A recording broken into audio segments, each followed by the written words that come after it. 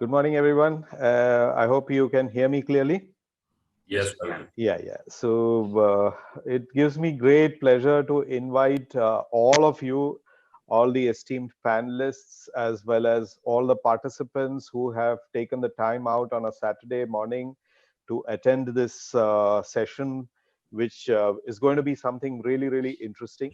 So, Sushant School of Design, Sushant University, is starting the programs in the area of UX design for both bachelor's as well as master's courses, starting from the academic session 2021 onwards. And for delivering this program, we have got the fantastic opportunity to work with ImaginXP and all the eminent people who are associated with ImaginXP, such as yourselves, all the panelists. And we hope that this sort of effort from our side to get onto a very, very relevant area of design today, because user experience is something that is now filtering down to every level of every activity that we are doing, whether it is in products, whether it is in virtual environments, everywhere. There's the experience that a user is going back with has become critical to the success of every product. And with that sort of an intent of getting people interested in this subject, and also giving them the best that's possible as a way to take their career ahead in this field, we have partnered with ImaginXP, and we hope to make this program very, very successful. And we have a great advantage with being in NCR region, because a lot of companies that are at the forefront of this sort of movement is they are located here. And we hope to get the students the opportunity to work with a lot of these companies which are here. Your own companies, all the panelists, hopefully we will be able to give you those kind of people who can work with you at some point. And so it's really something that we look forward to. It is the need of the hour, and it is also something very relevant in today's context, not only from a commercial standpoint, but from a social standpoint as well, because there is a huge potential for UX interventions in product development for social causes, social needs. There's a huge potential which is out there, which I feel we can really, really work towards in a very collaborative manner, and in a very with a lot of teamwork orientation. So I again would like to welcome everybody to this session today, and I hope it's going to be very interesting for you, because we have both the panel discussion as well as we have a activity and thereafter a presentation. So in the entire around 2.5 hours or so that we're going to be engaged, I hope this will give you a huge boost to your understanding of the subject, and also your intent to go ahead with this in this field and make it a success for yourself. So with that, I would again welcome everybody and hand it over to Nabil to start the session. Thank you very much.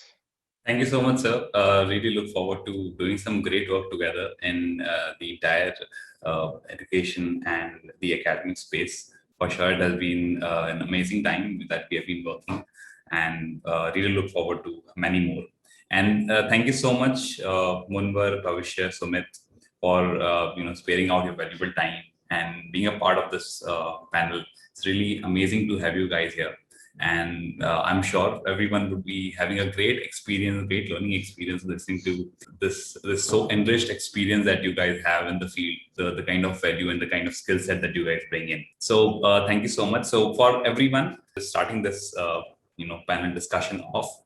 So I'll start with what we have been doing. So it has been an amazing association with Sushant University's Sushant School of Design, where we will be running industry-led programs in user experience design, and about pitching and letting you all know a little about ImaginXP as well.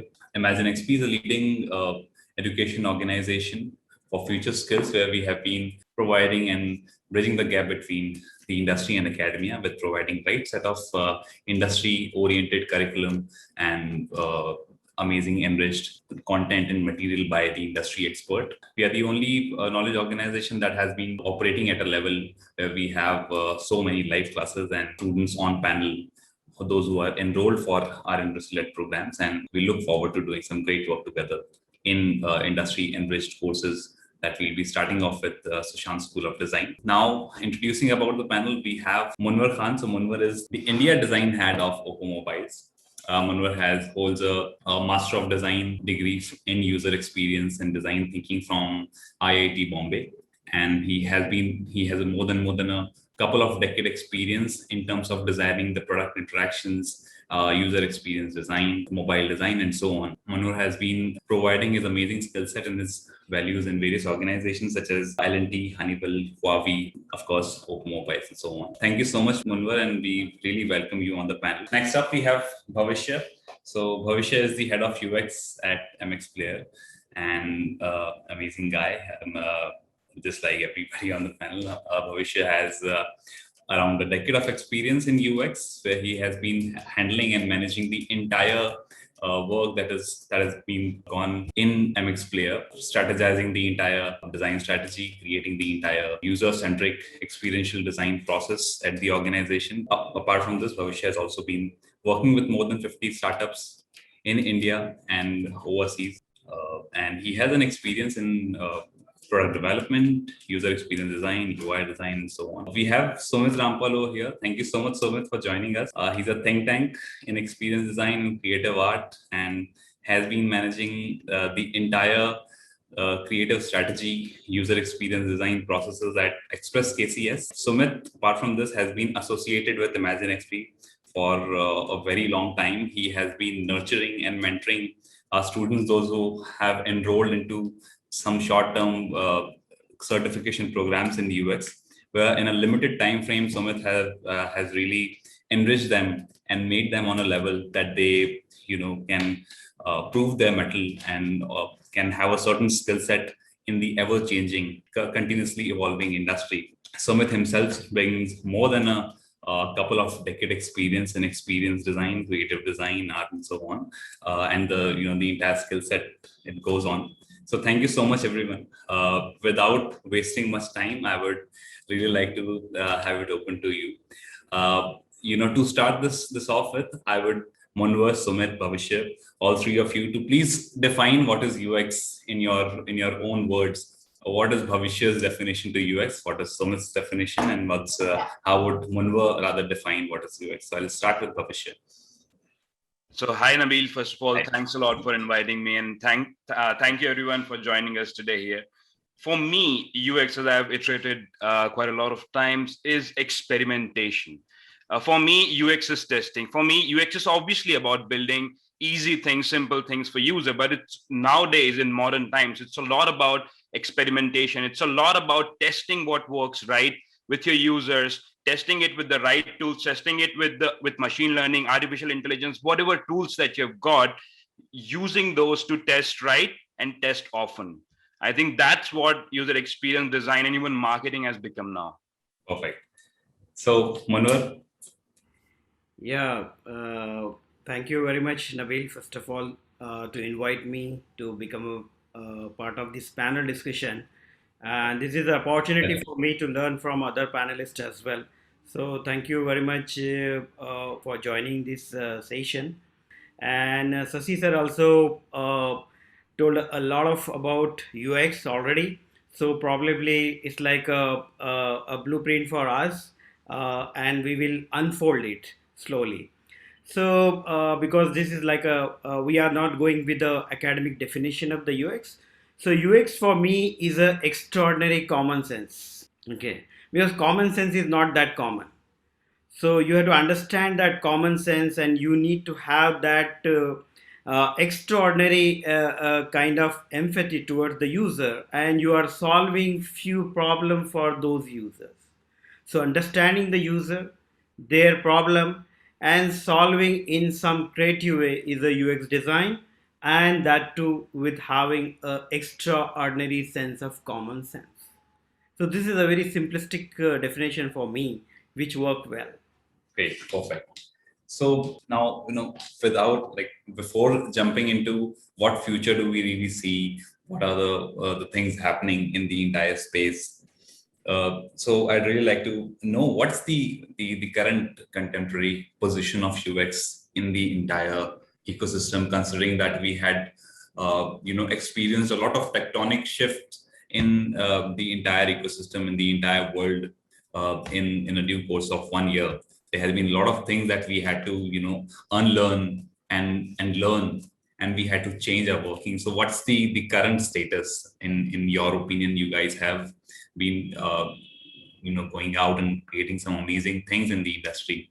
So what's the current status? What's the current state looks like in UX? I think I just wanted to add one thing on what UX is. Again, I think with between Sasi, Munwar and Bhavishya, everybody's added that. Yes, I think curiosity and experimentation is very important. I think, as Munwar said, it has to be common sense. But I think for me, again, this is my thought. It is just not about the users. It is, I think UX is a practice where you have to think both about the users as well as the business, because the business is what is actually paying the UX designers or the UX practice to create the products which the users are using.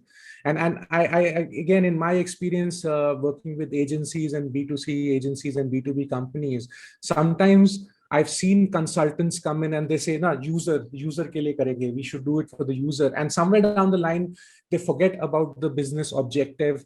What is that product for? How it would benefit the business itself? I feel personally, it is just not about the users. I think somewhere down the line, UX over the past few years has started understanding as a practice that they have to look at the business objectives also, not just the users. It is about the business itself, because the business is the stakeholders who are reaching inside their pockets and giving that amount and that time to create that beautiful product for the users to use. But they also have their some expectations from the product. And if we just think about, yes, users are always the foundation of any digital product or strategy, but I think somewhere down the line, I feel, this is my thinking, UX is an amalgamation of what users need and what business wants. So yes, Sumit. So in furtherance to that, of course, this is something that we'll be covering for the entire day.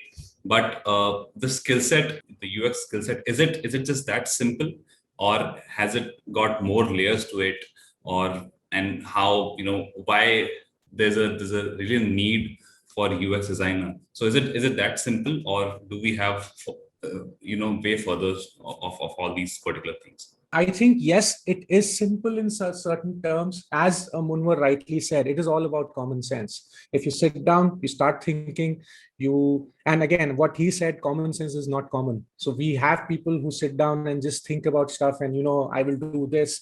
Yes, you have to be curious, you have to be experimental, but unless that is tied down with common sense and how to create the whole package. So yes, it is easy, but at the same part, I would say UX is going beyond that. UX is now what I feel a UX designer has to, collaborate. Collaborate with different teams, not just the development teams, not just the design teams, but also with the business stakeholders, with the marketing teams. As Bhavishya said, UX is now coming into marketing. How does UX affect marketing? So a UX designer has to have that collaborative mode. So, and that's not easy. I can vouch for myself as a creative person. My background is like creative art, not art, but UI design and all. It's very difficult to sit down and, listen all these people telling you what do they want. Because as a creative person, as a designer, I want to create what I want. But as a UX designer, that flips it. You have to listen to what everybody wants, curate the stuff, and over and above that, think what Munwar said, common sense. Is it easy to use? Is it user friendly? And then add into that experimentation, that technology, what new stuff is coming up, what is there. So I would say at its foundation, UX practice is pretty, I would say, easy to get in, but then as you grow and as you get into the details and as you start working into it, it has many dimensions. I'll give you one example. Again, it's a very bad example. UX is like an onion. You see it as a very big piece. It's a good thing, but once you start peeling it, it has many layers. But to start with it, it is a very good thing to, again, I'm not saying onion is good, but yes, it is good. We use it for every day. But once you start peeling it off, I think there are a lot of layers to it. And I agree with Sumit that it has to be sort of a yin and yang with business needs and user need. It has to be absolutely 50 to 50%. Like often people coming from a UX background tend to do 70% weightage to user. People coming from MBA background giving 70% to business. It has to be a yin and yang. And answering Nabil's question about are there any new layers now being added to the to design world? And the reason is that we feel that's happening is because the right processes, right tools are now penetrating into mainstream world. Like roles that were only limited to Apple, Google, or Microsoft are now coming into the even the smallest startups. You see content writers in the smallest startups, interaction designers, copywriters, right? Within UX, you see UX writers. Within UX, you see psychology majors coming in and designing things based on how to create a viral hook within the app. Like all these things are now becoming mainstream, and that is the reason we feel that there are so many new layers being added. But the positive point is that design is now much more like what do you say? Uh, it's for everyone. Like everyone, people from all sorts of fields could come into design and have their contribution to it. Even if you're coming from an art background, a marketing background, business background, analytical background, or a coding background, even coders are designing these days. So design has now become a much larger umbrella under which a lot of people can live in. And that's a good point, according to me. Perfect. So, just to add a little more to that. So it is the foundations, as Sumit said, the foundation is, of course, very, very simple, very human centered. And it has to, someone has to have a lot of common sense into it when he or she is, practicing UX. But of course, as we go ahead, there are more layers to it where you have to collaborate between different teams. If you look at from the, a professional standpoint, so you have to collaborate with a lot of teams, a lot of processes in terms of deriving the user-centered output. So certainly with you in that.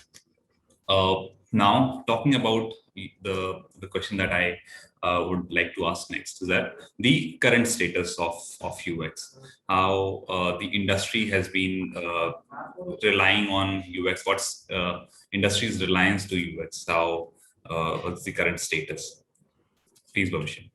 I guess we are seeing a lot of designers get into CXO positions, and the reason is they're getting seat at the table, right? And that's the new change, right? That's the tectonic shift that's coming, and that's coming from past 8 to 10 years, but slowly. Now you see it everywhere. You see designers literally on the board of directors seats of major companies, and that is because design is such an important part of the business these days. Like for example, let's say MX Player. Their biggest USP is obviously the free content, and right behind it, right beside it is their design. Right beside it is how they present themselves. And MX Player may not be where it is without the sort of design sense that it had, without the sort of design emphasis that it had. And that's the clear example. Same happened with Coin-D6. My last startup, right? It was nowhere, and within 1 year, it became India's largest cryptocurrency exchange just because there was a solid design sense to it. CEO knew design. He knew how to hire right for design, how to find right partners for design. He got me in, and we designed the platform together. So startup owners and CEOs are now starting to realize what sort of importance design has on the business trajectory. Manwar, if we can have a few words from your side. Yeah, so taking the business perspective from Sumit, so definitely I agree, it's a business. It's a kind of serious business. So I will give example. I will add one more layer to that business. So this is the whole economy. So every time there is a keyword associated with economy, depending upon what we are doing and what we are consuming. So I will give example how this the current economy is called as experience economy. So take an example of coffee beans. So earlier we used to say it's an agrarian economy. So wherein we need to extract the commodities from the nature and use to sold. So it's a agrarian economy. So the same coffee bean, if we put into the jute, so there is some value people were creating in those days. The same coffee bean after industrial revolution or the industrial economy or that era, so it become a goods. Goods means you are packaging those coffee beans in some small packages, beautiful packages, and making the goods out of that. So for that, you are doing something and you are adding values. That's called industrial economy.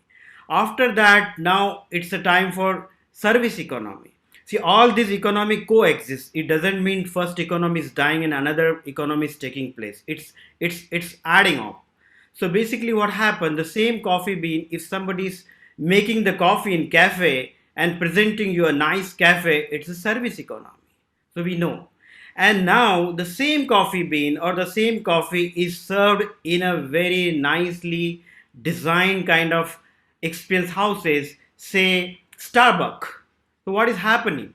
The same coffee beans are used to make those coffees, but we pay more for those experiences. So we are not going only there to test coffee, but to have the overall experience of having the coffee. So it's not the test. So now that's why we are staging that experiences through the product and services. That's why we are calling it experience economy. So it's a very, very important to understand. So if you can relate the Sumit's perspective of business, the same thing is happening everywhere. And also the Bhavishya told, you see everywhere there is an experience. So because it's experience economy, because business is all about creating the values. So if you are able to create the values through experience, then we are into the business. We are supporting the business. We are the core component of the business. We are supporting the economy. So this coffee example, guys, all other participate, please. So you can take this analogy. It's a very common analogy, and you can exaggerate this kind of example everywhere, and you can also understand you are at the heart of experience economy, and few people need to contribute in a larger portion, and we are the designer in experience. Of course, like Bhavishya told, coders are also doing the experience. Of course, everybody is adding on those experiences, but being an experience designer or the UX designer, you have well defined role. Okay, so it's a collective, it's a teamwork. So definitely, Nabil, I would say not only this is a solving the problem, not only it's a kind of some areas we are working, but it's a holistic experience economy, I would say.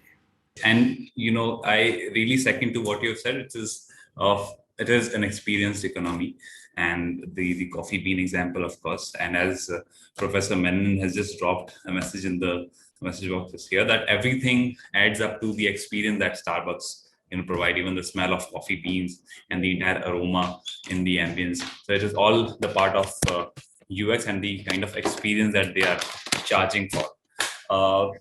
I would like to go to Sumit. Sumit, you are one of the initial movers in the entire domain. You started from where the things started conceptualizing for UX, for visual, for the creating entire product interactions. So how have you seen the entire industry emerging, and when it has to come to a level where the entire UX and the experience has been driving the whole economy? So what has been your key takeaways from the entire journey, and what's the current status now? I think just to my key takeaways from the journey has, like, I started more of a creative side. I was more of a graphic designer, shifted to web when everybody, not everybody, when web design, as they used to tell, started into coming into the mainstream role. I think one of my good habits was or is always being reading about new stuff and just reaching out to different people within the industry to just interact with them. And then somewhere down the line, I think this was close to 2000, 2001, 2002, when I started hearing this word called usability. It was not called user experience at that time, it was called usability. And yes, HCI human interaction was there, but then to boil down everything was usability. Now, going back to the what Munwar said, it was have some common sense. I remember when I started reading about usability, it was put yourself in the user shoes of the user and think like them. That was the whole idea when I started looking into it, and it got me very excited. And the reason was what I saw when I used to work with agencies. I worked with agencies like Digitas and McCann. Over there, digital one was always the afterthought, because mainstream, you had these mainstream advertising was the content king at that time, the king of content. You had ad films being created for crores of rupees, and when somebody wanted to do a digital website, okay, you know what, we've spent ये X amount of budget spent हो गया है, ये थोड़ा सा बचा है, इससे कुछ कर दो. And that was the whole idea. But then, as Munwar said, it has been changing. A digital transformation started to happen, and people started realizing, listen, digital is the next king. And you see, with the advent of with the introduction of I would say easy access to broadband, easy access to mobile internet, easy access to devices, people started interacting on digital platforms more and more. And then what happened was, digital was at the forefront. And then we saw something called creativity or digital creativity coming in. And that was the advent and introduction of Flash. We created crazy stuff, balls spinning around, 3D objects coming in, fighting with each other, animated websites, and everything was about, expressing, be more creative, be, as creative as you want, because that was something which at that point of time, everybody wanted to do. I created a Flash site, which was this, what, somebody else will create a Flash site, which will one up you. And that was the whole advent of where creativity or design came into the forefront, where, people started looking for designers. You had this, I want a web designer, I want a UI designer. And UI designer, believe it or not, was nothing. You had a Flash designer, you had a web designer. Slowly but steadily, what happened was, as Munwar said, was it started to boil down to experience. People got not bored with Flash. People got, they didn't want to wait long for something to load. They wanted to do their stuff because, there was paucity of time, because everybody got busy and everybody had access to 100 more things. Earlier, yes, you went to internet to enjoy, but now internet changed for something to just enjoy, to do your day-to-day work. You had emails, you had conversations, you had different stuff. You had everything was on the cloud. You were doing half of your work, not that time, but you were doing a lot of work using the cloud. And so there was paucity of time. That is where I think UX, which was working as at the at the back end, or as was an afterthought. I remember, believe it or not, I remember creating campaigns or creating websites for clients like Lufthansa, and also what they used to, what, we need to talk to the users. यार नहीं यार, आप बना दीजिए, बाद में देख लेंगे क्या करना है, जो हम feedback ले लेंगे, ठीक है. That thing started changing because two things happened. Because of digital transformation, they had more competition. Earlier, the early adopters were ruling the roost. They were sitting because people did not have any options. But with digital transformation, they had competition. And then the user, as Munwar said, experience started to count. Was the user enjoying it? Enjoyment was I would not say the primary function. One was, are they able to do the tasks we want them to do easily? Are they getting confused? Are they not getting confused? Or are they able to do the task, as I said, and enjoy it? Why enjoy it? Because they wanted them to come back. And believe me, this was the transformation from more of a business, as again, I might be using the wrong word, business oriented economy, to user centric or experience economy, because businesses now knew that one slip, imagine, I'll give you a personal example. When Flipkart was in India, I was happy to use Flipkart. Amazing. I used to order books, then they started the e-commerce. But when Amazon came, slowly and steadily, what happened was the overall experience with Amazon was much better. Again, if anybody is associated with Flipkart, sorry, it's a personal opinion, not a professional opinion. So, but then slowly and steadily, I shifted to Amazon. The reason was the whole process, the whole experience was seamless. Searching for it, adding to the cart, paying for it, and even receiving the product in my hand was a seamless experience. I knew what was going on. I knew when I will receive the product. I receive a phone call, sir, I'm just going to deliver it right now. If I are you available for delivery? If not, I'll deliver it tomorrow. So everything revolves around me now. And this is, I think, UX is at a very, very pertinent and important position right now.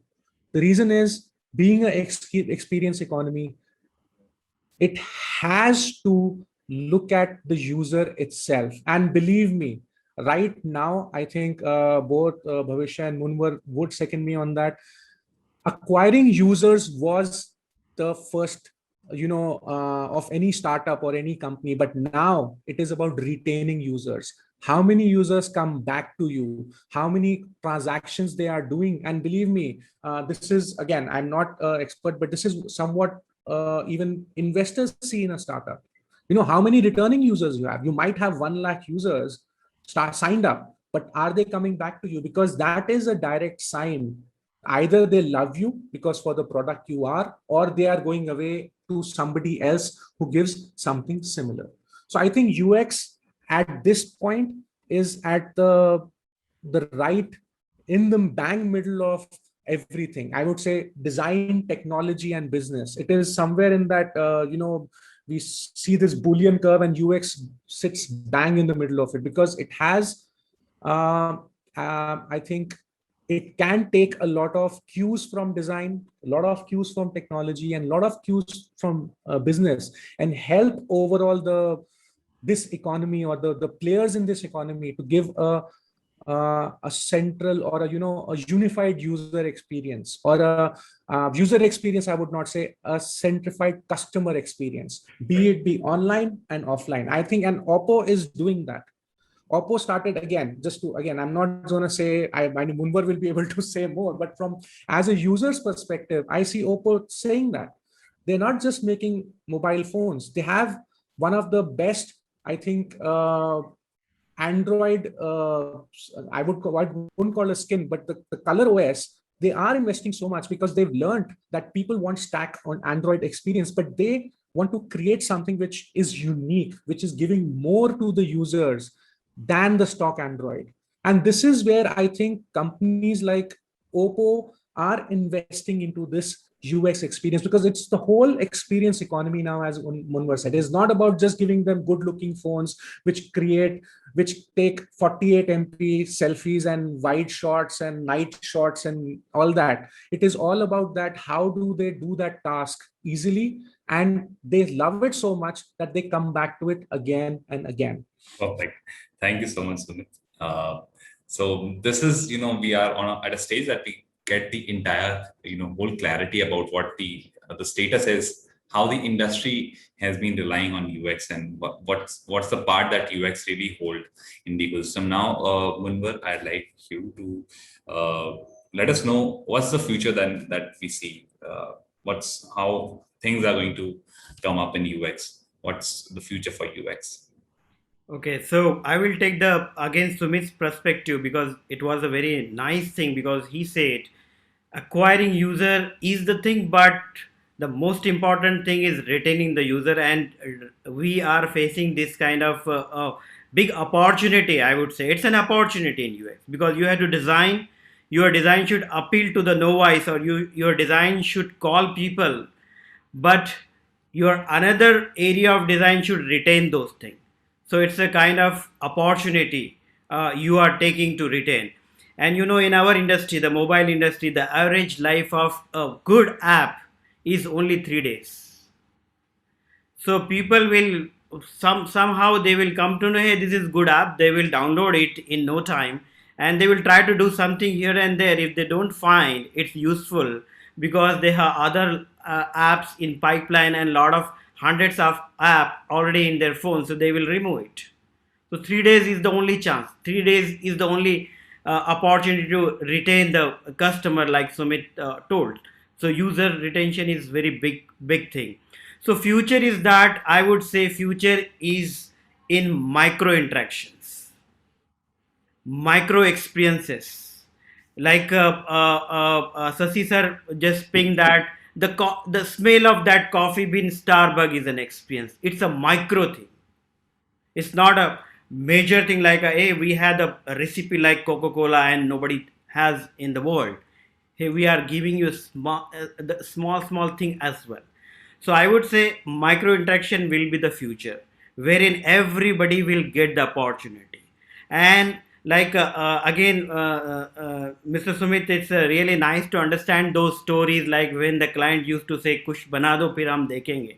So these are like a nice thing we are not hearing now. So that's why I told it's a learning for me as well. So that time people were focusing on the minimum viable product, right? So MVP, minimum viable product. So many people, and it was a business. Now it's also there, but for a greater chunk, or for the people, for many people now it's like a minimum lovable product. So this in this economy, we need minimum lovable product wherein people can love it. And how to design it? The future is like addressing to the positive emotions of the user. Of course functionality will be there, of course their need will be there, of course they should able to accomplish the task, but how smartly or how honestly you are able to address the positive emotions of user, this is the future. So I think again connecting with the Mr. Sumit. So this is the so now you can connect, and now you can see how much, how many opportunities you have. You take a one small screen, so it's not about screen. Also, I would again quote Mr. Sumit's thing, like it's not about accessing the information. How smartly you are converting those access information into the knowledge and put into the use. So that way it's like a small, it's like a small thing, micro interaction will make a difference. And I would say this is a huge opportunity. Right. So it's not like in actual day-to-day life, it's not about designing a one Swiggy app. It's like on top of such app, how you are creating the experience, and in no time people will move from here to there. Like a good example from Flipkart to Amazon. So it's not about selling the product and listing the product. They did something and in no time people moved. And the live example is Sumit. So it means that there is a huge opportunity for the UX design everywhere, in every screen, every corner of the screen, in every pixel of that corner. So this is the future of, I would say, UX. So that's the entire dependency, and that's the future that we see for UX, starting from micro interactions to which would ultimately lead to a bigger perspective and would ultimately help organizations and bodies to retain its users and customers. Now, Bhavish, I'd come over to you. This last year has been there must have been a lot of things that that you have been doing and going through. Starting from how the entire space of over the top platforms have been emerging, how different things have been you guys have been doing, many new initiatives that the organizations were taking in your space, in your industry. What's your take on how's the future going to be, considering that the world is, the entire ecosystem is so fluctuating. It is continuously evolving, it's not stopping. So what's your perspective on the future of UX, how the participants here can foresee their career in UX? Yeah, please go ahead. Right. So I think Sumit has pretty much summarized the entire era that we have had till now, and Munawar summarized what we are trying to do now presently.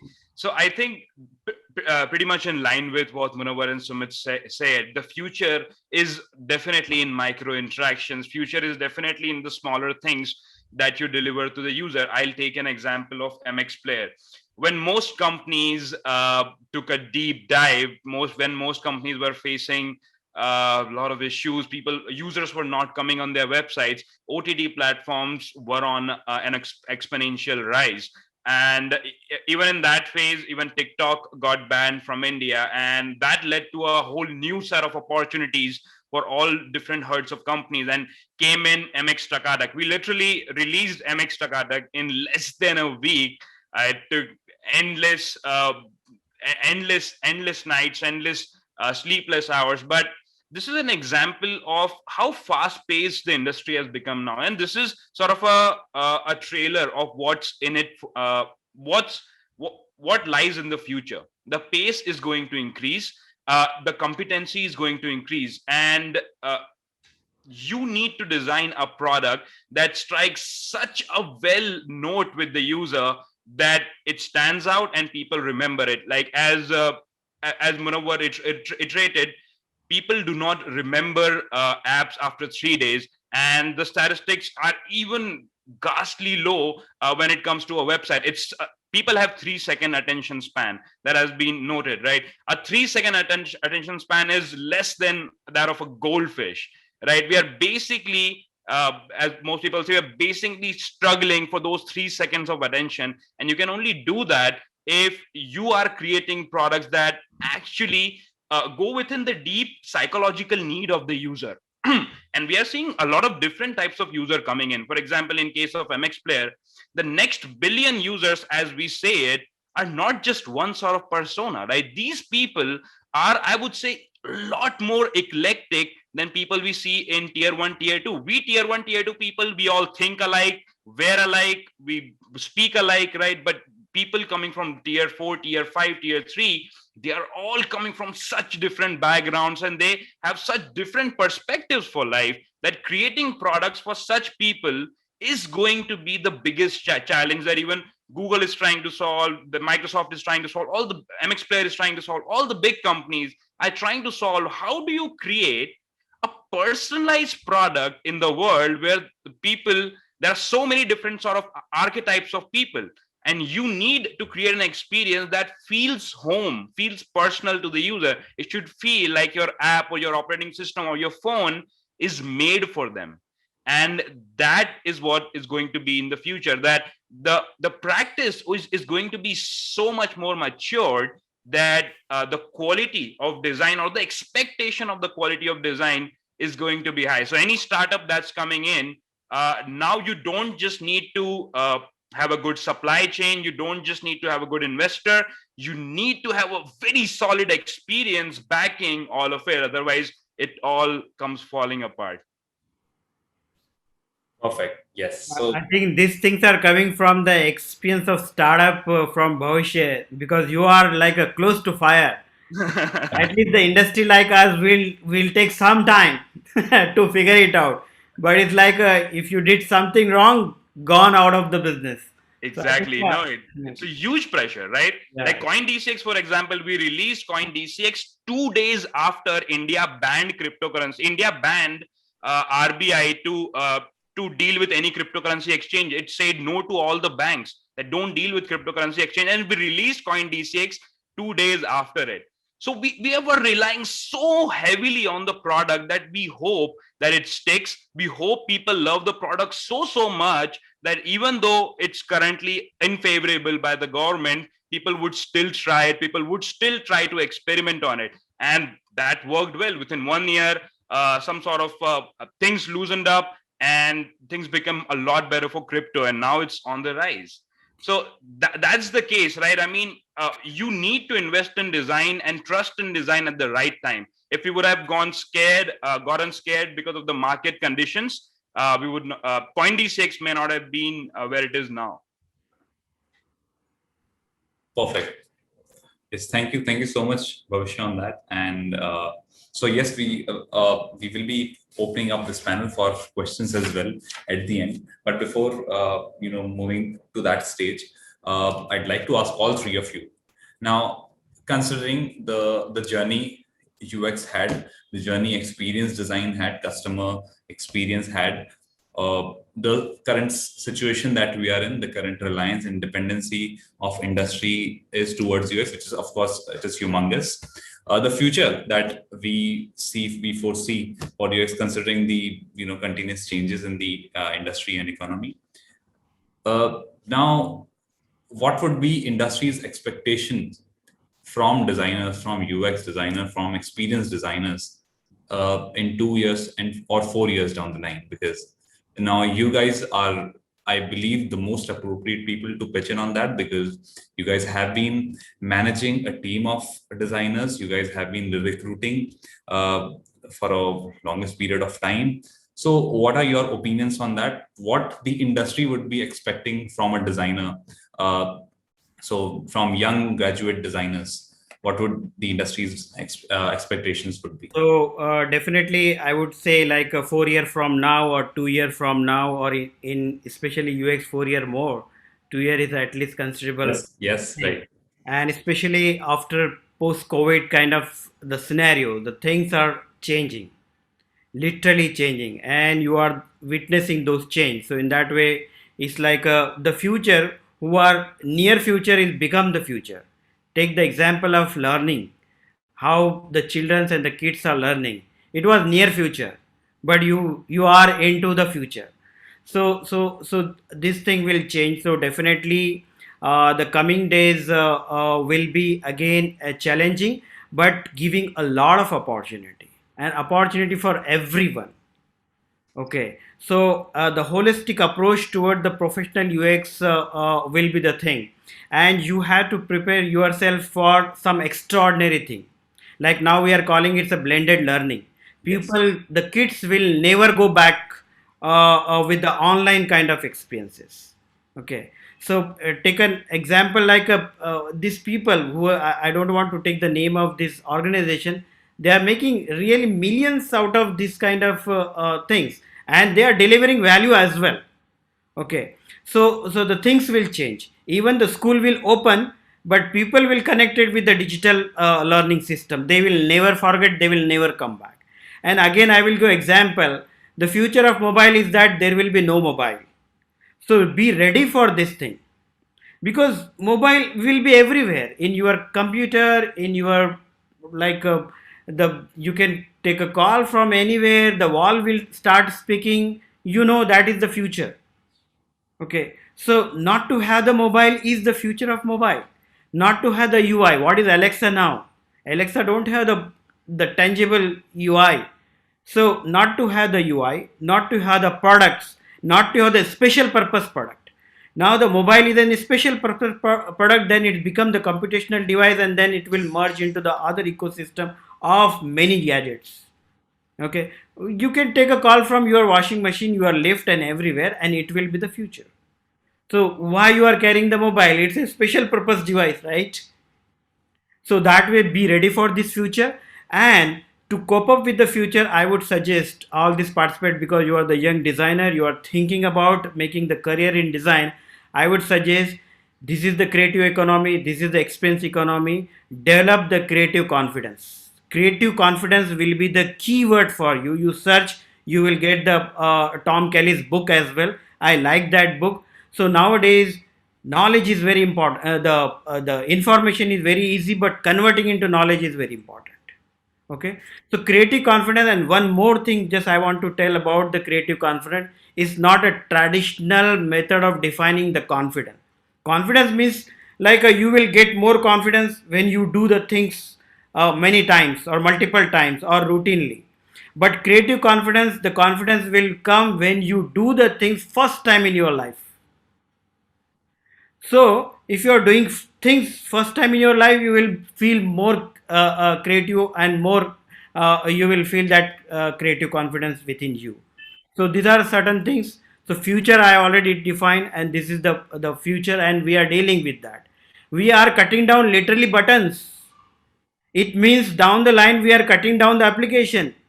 It means down the line we will cutting down the devices, and the new devices will come into the picture.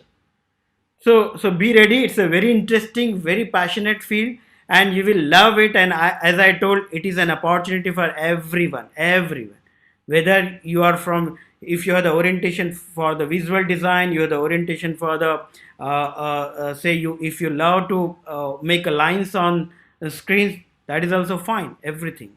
And only if you are thinking and making a strategy, that is also fine, that is also experience. So this is something from my side. I think it's interesting to listen from Bhavish and Sumit. I think the point that you made about creative confidence was so apt. And I want to make a similar point, is that according to me, the two things that are going to be most important in what we look for in a candidate, because everything else is coachable, right? Illustrator, Photoshop, all those tools are coachable. But two things that you got to have inherently built within your personality is, first, a design thinking approach, like taking any problem and figuring out a solution of it through user empathy, through research methods. If you have that understanding of design, or that design thinking approach to solving problems in life, that's the number one thing. And the second is achieving that creative confidence that Munawar said. And the way to achieve that creative confidence, he mentioned, was pursuing many things for the first time. And I take that as gaining a breadth of knowledge. For example, in my case, I became a better designer because I had a chance to work with 50 different startups in so many different niches, in so many different industries. And all of them was my first time. It was my first time in finance, healthcare, banking. All of those were my first time. And that built the creative confidence in me, that I can create any product, that through my design thinking hat, I can take any problem that can come to me. I may not even have to know anything about that industry. I learn it because the sort of process remains the same across industry. It's just the domain knowledge that changes. And as soon as you acquire domain knowledges from all the different industries, you become a much better designer and have ability to take decisions on a larger basis for your organization. So I think that's the two most important things. Everything else is coachable. Second with you. Sumit, I'd like to tweak the question a little bit for you. What would you expect from a young designer when you would go out and hire him or her in your team 2 years down the line or 4 years down the line? What would be your expectation? Yeah, so I'll just touch on some points with to start my conversation on this point. I'll reach this. I think Bhavishya said some time back, the attention span of a human being now is being calculated being less than a goldfish. So now that also brings out a very, very scary proposition for us. Again, I'm not trying to scare anybody, but I'll tell you what, I'll just touch on one point which I feel is very, very gonna grow in the future of UX is the design, the thinking for digital well-being. I think what changed my perspective was on Netflix. Of course, everybody is at home. Everybody watches Netflix. Sorry, Bhavisha, I'll download, MX definitely next. No, even I watch Netflix. It's all right. It's good. It's good. Yeah. So I saw this documentary, The Social Dilemma. I think you should see that. Everybody should see that once, because it takes that journey of, user experience and how some, I would say, corporations have changed that to make their apps addictive. Yes, it is good. As I said, I think Munwar and Bhavishya, we all agreed that we need return users. But the way they are doing it, or they were doing it, it's down the line, it's not very beneficial for the overall digital well-being of us humans. And I'll tell you the reason why, our attention span is less than of that of a goldfish, because we have too much to consume, and everything is grabbing our attention. So right now, believe it or not, sorry, I'm looking, my phone is pinging, my watch is vibrating. Thankfully I had headphones. Munwar said Alexa, my Alexa would have fired up at the behind. So we have so many distractions. So I think in the next 2 to 4 years, overall UX industry will need ethical designers who just not think of, how to get the users hooked on. Yes, that's a very, very important facet, but how to balance that with, the digital well-being. Because again, users are, yes, they are infinite, but in a short period of time, users are finite. I think I don't know if Bhavish and Moon would agree, because what happens in that finite space is, if the users are getting, burnt out, they are getting just being dulled, believe it or not, all the businesses will feel that. So I think my first aspect from anybody, or not hiring, but I think overall industry, the UX industry will start looking towards ethical design, start looking towards digital well-being, of how they balance and COVID is a very prime example, because now everybody is on screens. For the past 1 year or plus 1 year, everybody is sitting at home. And I'll tell you my example, not everybody's. In office, what used to happen was, you had coffee breaks. You used to talk to your colleagues. You used to go down, have a chat. I don't smoke, but then people stand somewhere, do those talks, talk about little bit of politics, talk about this. And what used to happen was, your mind was free from that, the bombardment of digital screens and all. But over the past year, what has happened is, yes, I'm spending time with family, but my screen time has increased exponentially. Whereas I used to come home at 8:30, 9 p.m., relax, that's it. But now, because everybody is home, somebody picks up the phone, yeah, can you just check till, this is something we need to check out. In the morning, when you say you have this, everybody is there. So I think ethical design will become, I think it will be a future trend in the next 2-4 years. Now, coming to what I look for in my team when I hire, I look at two things which I think Munwar and Bhavishav have actually looked into, is the curiosity. Is the curiosity of the person, how curious is that person? Because as Bhavishya said, he has worked with 40, 50 startups. And believe me, it was his inbuilt curiosity to do that. Had it not been, how does financial sector work? How does medical sector? How does business finance, or this, how does cryptocurrency work?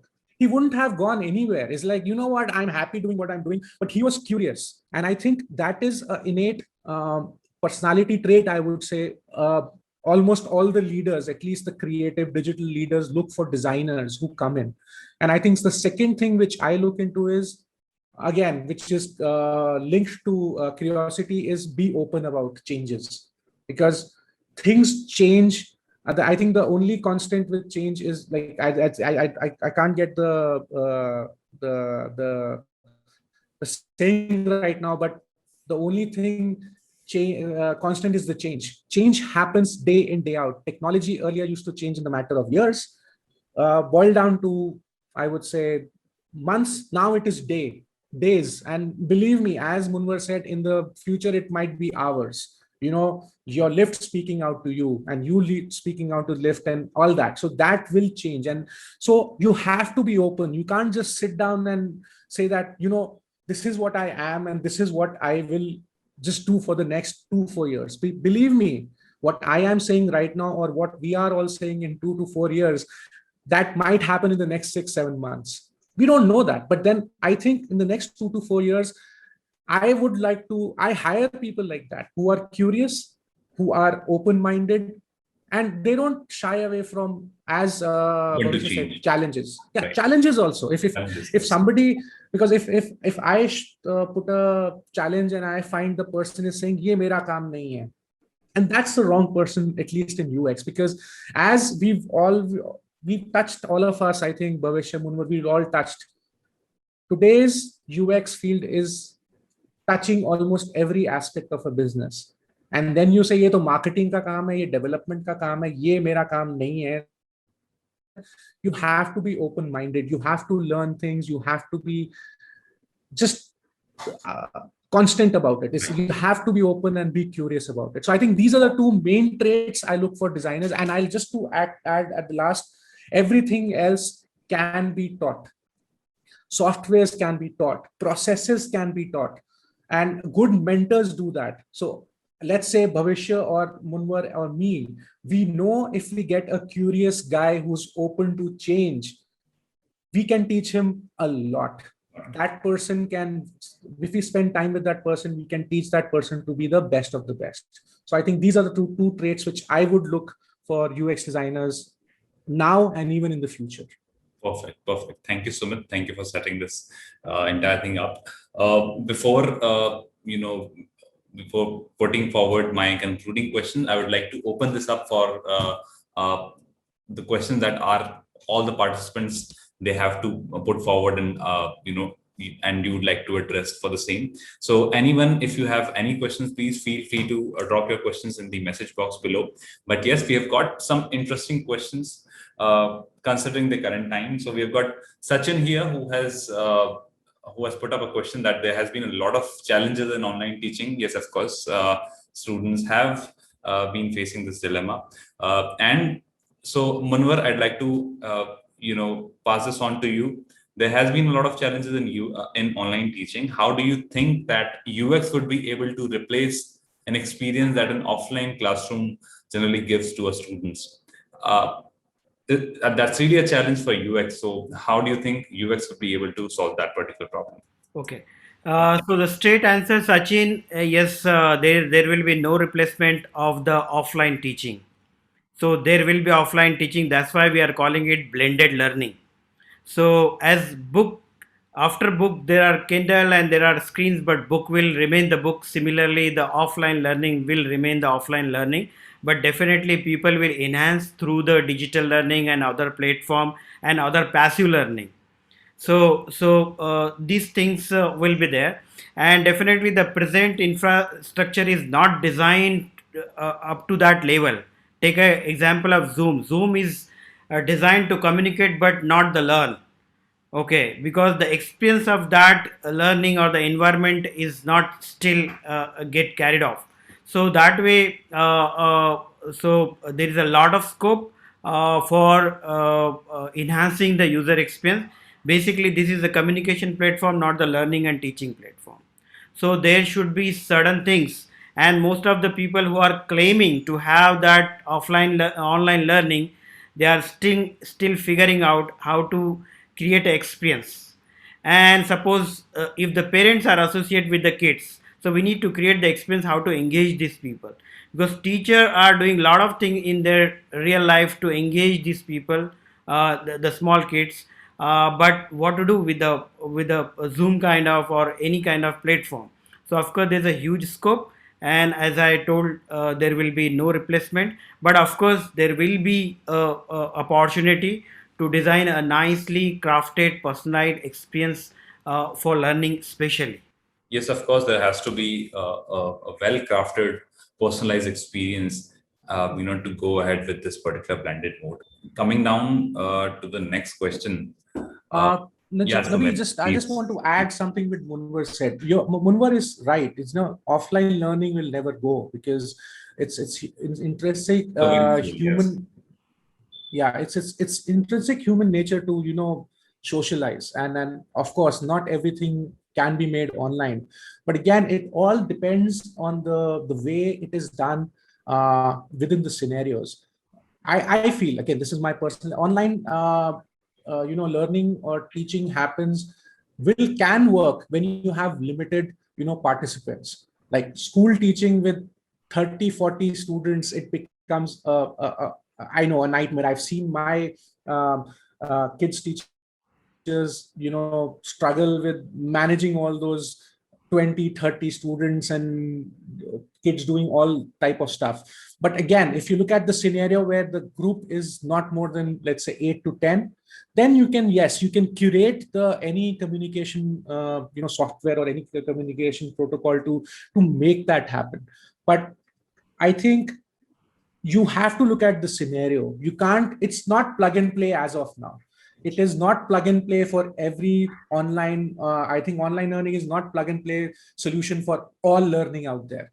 Again, I totally agree with Munwar. You cannot replace, with the current technology, you cannot replace learning in school, because kids need that sociological or that physical interaction with other students, because at that age, this is at the age where they need to mature, not just for learning, by communicating with each other. So I think it is gonna, online offline learning would be there and it has to be there for the overall, personality development of the kids. But again, if the scenario is something else, if you have it controlled and you have it, I think that can be done in some ways. So just wanted to add that. Perfect. Thank you so much. Yes.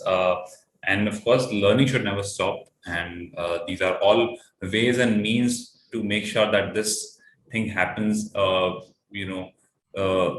be it whatever the current situation is. So, yes, it has to go in a blended mode, and there has to be a huge scope for personalization in order for UX to replace such kind of experience and to go somewhere around the area. Now, Bhavishya, I have one question that I'd like to put forward. What's it like for a UX designer in a corporate setup and in a startup? And for example, if, for instance, if a young UX designer has to start a career, would she rather go in a corporate or in a startup? So I'll start with Bhavishya, then I'll definitely leave it up to and keep it open for Munwar and Sumit to pitch on that as well. Please, Bhavishya. So there are inherent differences between the working style of a startup versus a traditional corporate company. And the major difference that I see is a designer has to wear a lot of hats when it comes to startup, but when it comes to, that's the major difference. And when it comes to companies or corporates, they're more of a specialist. So I'll first discuss what should a fresh UX designer do when they're just getting right out of their college. First thing I would say, too late. If you are getting right out of the college and you're thinking of working right now, too late. You should have started working when you were in second year or third year of your college, first thing, and you should have started working with startups, right? Because this is a better answer. Ideally, after you graduate, you can always work for a bigger company if you have worked within your college years in startups. And that is exactly what I did, right? Right out of my college, I was head of design for HDFC Red. Like nobody who graduates in 2016 gets a role of head of design for HDFC. And the only reason I could do that is that I had a chance to work with so many startups till the fourth year of my engineering. I'd already worked with 40 startups till my fourth year. And that's the benefit that I've got. And in terms of what skills does a startup designer need, I would call it as a T-shaped designer, right? In T-shaped design, you need to be absolutely expert or really good at one thing, but you should also be sort of good at a bunch of things, right? You need to be a good copywriter. You need to understand psychology. You need to understand how data analytics work. You need to understand how to take interviews. You need to understand how to analyze customer data through the customer channels or the customer chats that you're getting. All those skills, they aren't directly taught in a school, maybe in Sushant Designer School, but in my personal opinion, they were not taught in school. And this is the sort of skills that you need. You need to obviously narrow down. So for me, user research and user experience were the specialty, but I was similarly good at conversion rate optimization. I was similarly good at growth. Right? And the number one skill, as we have already discussed, has to be curiosity, right? For example, in my case, 1 year ago, I went tangentially into a concept project, and for that, I had read 300 books cover to cover, including Bhagavad Gita, Quran, Bible. And this is the sort of curiosity a designer needs, is that if you are building a product, so for me, that product was for mindfulness. I was creating for my own. It didn't work out, but at least even if it didn't work out, I had I gave it the time. I gave it the time enough that I read 300 books to figure out a better solution for it. Even if it didn't come through, even if I didn't release it, that's the sort of approach a designer needs and a startup expects from you, is that you take a problem and they leave you with it. They don't care, right? They just give you a problem, give you that we need to create a startup in the fitness industry, and that has to do so and so. That this is a sort of pitch that you get in a startup. And this builds you as a designer. If you directly go in a big company, they'll give you a much organized product requirement, and it may help you, it may still grow you, but I personally feel that a startup will grow you in T-shaped a lot more. Perfect. Yes, and also I'd like to add one little thing here. So, to the things that you have mentioned, that you cannot wait, to get out of your college. It would be already too late. You, in the entire course of your program, you have to have a certain amount, an abundance amount of industry exposure. Yes, we definitely agree with you, and that's for the programs that we have been running, and we are going to start off with the Sushant School of Design. They are industry relevant and industry led in a way that student has to go through certain number of industry life projects, as well as 6 months to an year of internship in the industry, where he or she has to work a hands-on practice in a certain profile to absorb more, to get more exposure. And that's, of course, something that the industry would look forward, and that's the new age learning for sure. Manvar and Sumit, please feel free to add how a corporate setup is different than a startup setup, and what kind of exposure would both the setups give to a budding designer. Okay. So in principle, I'm agreeing with the Bhavishya because he's talking from his experience, and I also feel that if you get the opportunity to work with the startup, that will be really great. But having said that, I think Sasi sir forget to mention about the non-traditional corporate as well.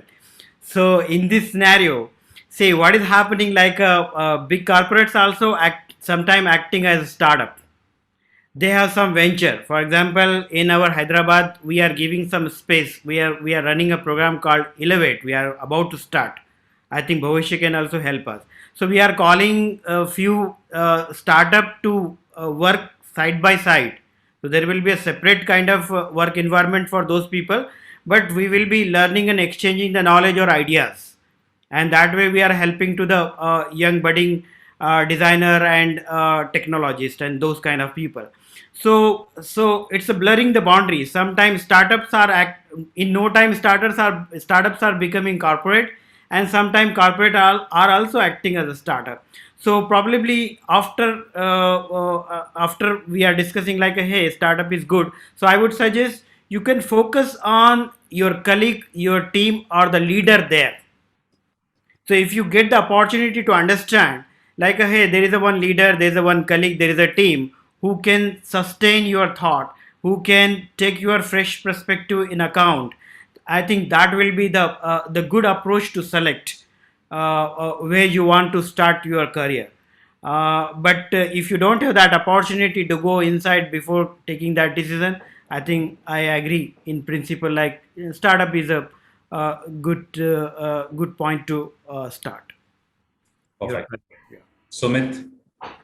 Yeah, so I'll take the easy way out to start with. It's I think it's somewhere down to the personal, personal preference of the I would say the fresher or the person who's getting out of college.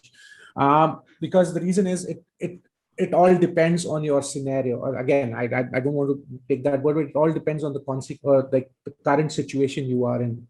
I will agree to Bhavishya. Again, this is my story, or not my experience. Working with startups has made me the person who I am right now, because I had to wear many hats. I remember I was, and startups, when I said overall my journey, I started with companies who were like a 4-man, 5-man company, worked till for 3-4 years, till the time they were 100 people, created creative dreams. I wanted to do something else, went out to another startup. I've had my own design agency for 3 to 4 years. Started with 3 founders, built it up to 85, but then personal situation changed. I had to go for a corporate, not a corporate job, but for an IT outsourcing company. It all depends on your personal situation. But what I would add to here is startups give you that scope or that opportunity to become that T-shaped designer what Bhavishya. And I'll tell you what, I've taken some notes down. Munwar, if you don't mind, I will start using minimum lovable product. And I think Bhavishya, for my team members, I'll start using this T-shaped designer. I think, yes, it has helped me to do that. And yes, I am focused at creative solutions. I am a creative at heart. I love coming out with creative solutions. But with startups, it has given me that opportunity to start thinking like a project manager. It has given me the opportunity to start thinking like a client service executive, where I had to talk to clients, manage the expectations of clients. It helped me to become a business developer in some sense, sell my ideas to my clients, or sell the concept idea, or even present that to a particular client where nobody else was there, because it was a startup. You had 5 people, it was a small company, you had to do everything yourself. And Bhavishya is right, startups won't give you the process. You will have to create the process yourself, and that is a good breeding ground, I would say, for somebody who's curious, who's open to new ideas. Believe me, that will give you a very, very good uh, opportunity to grow exponentially. On the flip side of it, Munwar is right. There are a lot of companies, well formed companies, are coming with that. They're creating startup teams within the itself. They are following that startup methodology to create smaller teams to cater to clients. I'll give you an example. Like Express KCS right now is a 350-man company.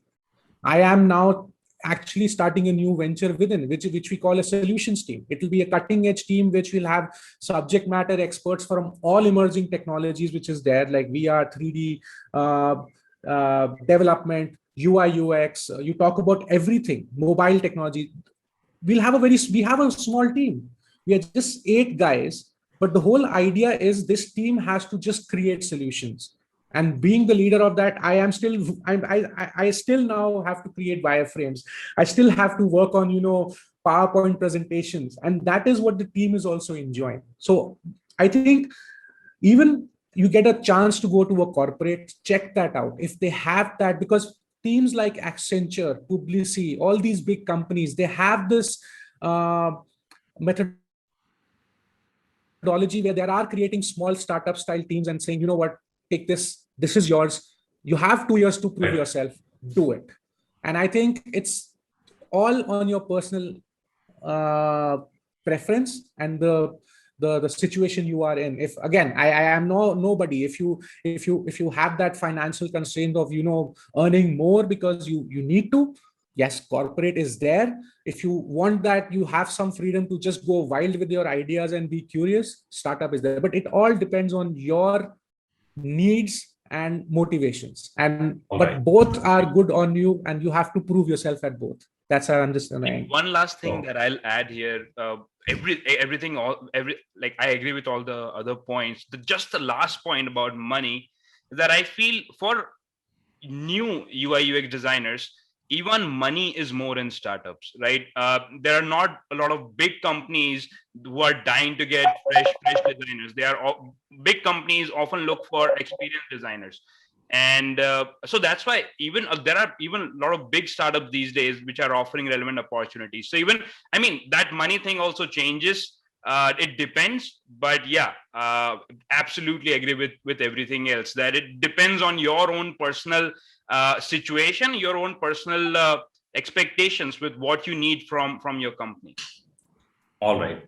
Perfect, guys. It's going so value-driven session that I am having a hard time putting it a hard stop, considering that we are already way beyond our scheduled time. But yes, I would quickly like to wrap up this amazing, enriching panel discussion. We've got a last question from our participant, but I would try to link this particular question with the concluding question that I was going to ask and put forward to all of you here. Bhavishya, so you come from a different background. You don't have, yes, yeah, So and you pitched yourself, you positioned yourself in a certain manner where you practice a lot of hands-on in this new industry that you were transitioning to. Uh, Giving a choice of a program uh, which also builds a certain design mindset, design acumen, and which builds a design foundation in you, as well as sets you up for the industry and make you skilled in a specific skill set of a UX or a design thinking or interaction design or customer experience in the different industry. Having that as a part of your undergraduate program, or having a postgraduate program of 2 years, which should emphasize on would put much emphasis on making you a trained UX designer or a experienced designer right out of your program. Would such programs, enrolling into such courses, would have changed things for you? Is it really an opportunity for all of us here in the session, those who are thinking of enrolling into such full-time degree programs that also builds your foundational level knowledge, makes you well versed with the industry, and also pitch you right for the skill set that industry demands? Would that really make things easier? So I would personally rate the biggest disappointment sort of my professional life was not getting a design degree. So I'd give you a statistics that I feel that there are 60% of people who do not care about what sort of degree do I have. They still like me for the sort of skill I have, but there are still a 40% bracket that I feel in the professional market, they still judge me because I'm from an engineering background. I'm not from an arts background, not from a psychology background. And as soon as I say that I am expert in cognitive psychology, they ask me, what degree did you do?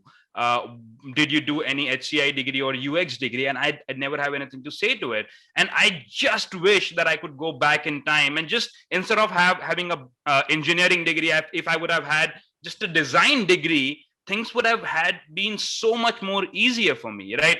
In my college days, I used to die for working in companies like Microsoft and Google. Those things would have realized a lot quicker if I feel if I had that sort of degree in my arsenal, that sort of certification in my arsenal. Like even now, if I had time, I am envy of everyone here who's taking a degree, because you are going to have a degree and I'm not. And that's a question that even I would rather want to ask Munawwar and Sumit, is that, is it so important in an industry to have that sort of credential? And how, like, yeah, that's it. Is it so important in the industry to have that sort of credential that I am missing out on so much, and all the students here are so lucky? Why is it so? Yeah, so Munwar, please let us know your thoughts on how would such industry relevant degree or program would really pitch in and help someone to position themselves while they're in their program and haven't passed out of their batch, and position themselves for the industry and prepare themselves accordingly. And yeah, in furtherance to what Bhavishya has mentioned here. Yeah, so I agree. So degree in principle is not important, but in practical it's becoming important because it's just making your point. It's bringing down your time wherein nobody will ask for the degree. So how much you want to invest time in that? So after 5 years, 6 years of working experience and gaining everything what you want, nobody will ask you about the degree. But do you want to wait or you want to be a quick and smart? That's the only difference. So you want to reduce down this time wherein people will not ask about the degree, take the degree. But if you want to go ahead, okay, after some time nobody will ask for the degree. So the smart move is like if you are quick, you are smart, then go for degree. It will definitely value addition, but it's not a constraint. It's a value addition. It's some friend is also recommending you. So take it as like a, you are the own person. You are at your own, and your friend is recommending something. So it's a value addition. Degree is also doing the same thing. Or Degree of a, itself is nothing. yeah, but sort of a jump starter to Yeah, that. it's a kind of jump startup. It Which will would reduce require. down your time. And I said the time will come when people will not ask about the degree. So So it's up to you. Yeah. Yes. Sumit, would really look forward to input from your side. Yeah, so I may be the wrong person to ask all this because I don't have again, like Bhavish, I don't have a design, I would say, background. I was doing my CA when I stopped it in Inter and just thought maybe, I just like creating stuff. So yes, I totally agree with Munwar on this. It's like nobody asks you a degree if you have 5-6 years of experience, and believe me, nobody has asked me. But what I also agree with Bhavishya. It would have been great if I had something like this at my time. The reason is when I would have got back, because I also started when I was doing my graduation. I started working because I did my diploma course and multimedia, and started working as a part time, and started just to get an experience. It took me good 5-6 years to get to that level where I learned a lot of stuff in a, I would say, in a staggered manner. I started with creativity. Maybe creativity, then started, okay, web design bhi kuch hota hai, this and that. It took me good 5-6 years to get to that level. I think what it could have done at that time, give me a jump start. I could have just come out with my work experience and that knowledge. I would have got the jump start. I like, yes, within 4 years or 5 years in my career, I started working as a team leader and all that. I thought if I had that kind of jumpstart for me, I could have done it a little earlier, and I could have gone above and beyond in those early years of my career. But I would totally agree with Munwar. After 6 years, 7 years of good work X, nobody looks at it. Everybody looks at your passion. Everybody looks at what you can bring to the table for the organization. But yes, it is a very, very good jumpstart, especially at this time and age. Because when again, I don't know what, I think with Munwar and all, I started in this career in almost like 2000, 2001. I never had that kind of competition. Not a lot of people were getting into this field. And now you need every edge you need that edge. You need to do that. And as Bhavishya said, do not wait for 4 years ki main kaam karunga. You need that edge. You need that working edge for when you go out to the market, and you need that degree edge, because believe it or not, yes, the market is opening up exponentially and it's going to boom. I think it was Dubai or UAE which is announced 3 days back that they want to be the design hub of the world. They are planning to open 15,000, or they are planning to create a movement where they will allow, or they will help 15 to 20,000 creative agencies to be opened in Dubai. Now imagine, it is not just about creativity, because nothing is creativity right now. It is all about experience. So world is gonna, like, it's gonna, you will have a lot of opportunities, and you need every edge. So I'll take both ways. Work X is important, as Bhavishya said. Start working as soon as you can do it, and of course, degree is something which can give you that jump start. So I think overall, I think I'll Yes, go definitely. 50-50. So yes, thank you so much, everyone. And it has been really an amazing power-packed session. I personally got to learn a lot, many things, and I'm really happy to have all three of you here, Sumit, Munwar, Bhavishya, over here this panel, and really happy for everyone as they get really insightful learning of what we wanted to convey about what's the future of UX is going to be, what are the trends, how the industry is going to open up for UX designers, and how having individuals having an opportunity of having a launch pad in the industry would really help, would really shorten the learning curve for them, and would really give them an edge, provided that they get ample amount of industry exposure, for which the programs are really aligned for which these degree programs are really made for. Yes, of course, the future that we see is all for micro interactions, omnipresence design, all about how organizations and companies are going to retain its users, how they're going to personalize their solutions, how they're going to shift from customization to personalization, and how they would be, of course, as Munwar said, the future of mobile is no mobile, how all the interactions would be interrelated. And yes, as Bhavishya has said, how it is very important for someone to have a user-centric approach, but has to implement design thinking into the problem that they're solving, and have to be really curious in terms of learning each and everything. Sumit, the kind of experience that Sumit has bring on board into this panel discussion. Thank you so much for that. How the industry would expect from a budding designer. What all are the areas that you would look for in terms of when you will be going out and hiring your team. So thank you so much, guys, and we really look forward to having this great interaction going on.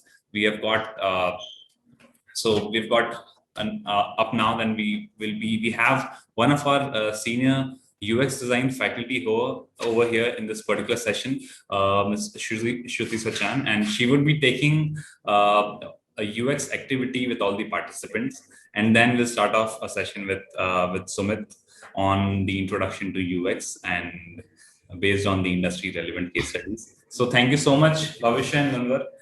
Thank you so much for taking out your time and interacting with us. And it has been a great time having you and hosting you for the session. And we look forward for many more interaction for these students. Thank you so much. Thanks a lot for inviting us, Nabil. Thank you so much. Thank you so much. Yeah. Thanks. And please Thank you, share guys. the contact detail of Mr. Bhavishya and Sumit. It will be a continuation of the same. I'll connect you three guys for sure. Okay. Thank you so much, guys. All right. Bye-bye. Bye. So Okay. Sumit will just Bye, be guys. starting your session in like next 25 to 30 minutes. So Yeah, so it's on the same link. So Yes, on the just same take a link. break. I'll be back in 15-20 minutes. Surely. Thank you so much. Bye-bye. Yeah.